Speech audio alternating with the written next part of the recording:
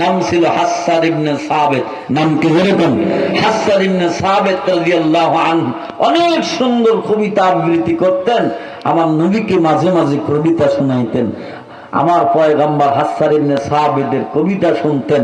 একদিন হাসসান ইবনে সাবিত আমার নবীকে ডাক দেখায়, নবী, আমি আপনার চেহারার সৌন্দর্য নিয়ে আমি একটা সুন্দর কবিতা বানাইছি। সুবহানাল্লাহ। আর বলে কোন সুবহানাল্লাহ। নবী, আপনার চেহারার সৌন্দর্যের বর্ণনা দেওয়ার ক্ষমতা তো আমার নাই, যোগ্যতা তো আমার নাই, তবে আমি এত সুন্দর একটা কবিতা বানাইছি।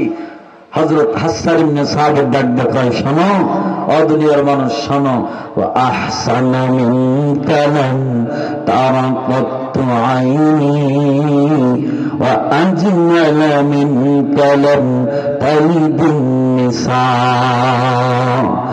خلقت مبرأ من كل عيب قد خلقت كأنك قد خلقت كما تشاء كأنك قد خلقت كما تشاء। হাসসান ইবনে সাবিত ডাক দেখা, নবী আমার, ও নবী, وأحسن منك لم تر قط عيني।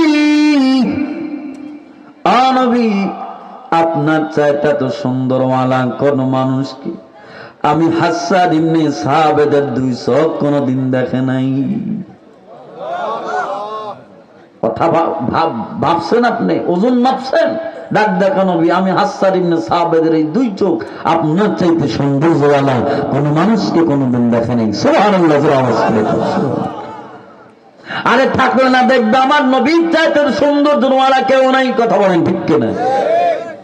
এরপরে হাসসান ইবনে সাবিত ডাক দেখা, নবী, ওয়া আজমালা বিন কালাম তালিদিন নিসা। নবী, আপনার চাইতে সৌন্দর্যওয়ালা কোন শিশুকে কোন মা জন্ম দেয় নাই। আরে আপনার চাইতে সৌন্দর্যওয়ালা কোন শিশুকে কোন মা জন্ম দেয় নাই। শুধু তাই নাই, নবী, খুলিকতা মুবাররাআম মিন কুল্লি আইবিন, আমার আল্লাহ আপনাকে বানাইছেন সর্বপ্রকার দোষ ত্রুটি থেকে মুক্ত করে। চিল্লা জোরে আওয়াজ করে বলেন মারহাবা। আরে বলেন মারহাবা। দুনিয়ার সব মানুষের মধ্যে দোষ থাকতে পারে, আমার নবীর মধ্যে কোনো দোষ নাই, কোনো ত্রুটি নাই। ঠিক নজরে মুসলমান।